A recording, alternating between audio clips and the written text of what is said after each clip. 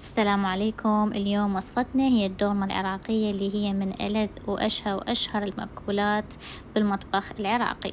اليوم راح نسويها على طريقة الوالدة الله يحفظها.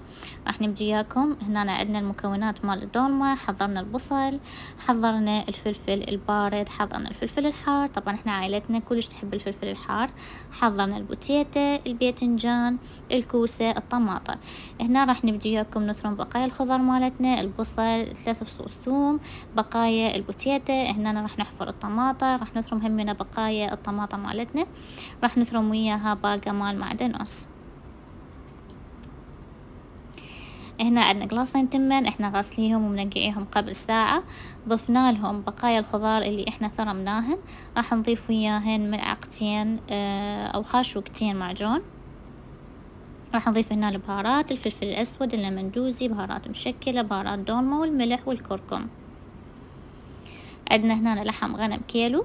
طبعا احنا بنستعمل اللحم المثروم، احنا نجيب لحم واحنا نثرمه يطلع هيجي أطيب. طبعا هنا الحشوة جاهزة، مجرد انه راح نخلي لها فقط دبس الرمان.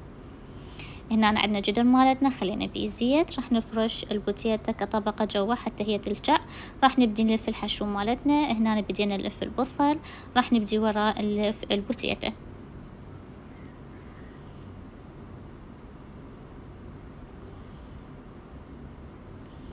هنا بدينا نلف الباذنجان. طبعا ماكو عائلة عراقية ما تحب الدولمة، كلنا نحب الدولمة. هنا عندنا الفلفل البارد.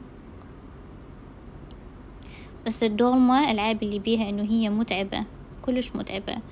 يعني الله يحفظها امي من نستويها كلش تتعب بيها، واكيد امهاتكم همين الله ينطيهم الصحة والعافية. هنا بدنا نحشي الفلفل الحار، حشينا الطماطة. راح اخر شي راح نحشي الكوسة مالتنا. احنا نحب الشجر يعني بالعائلة، يعني اكو يعني نفرات يحبون الشجر.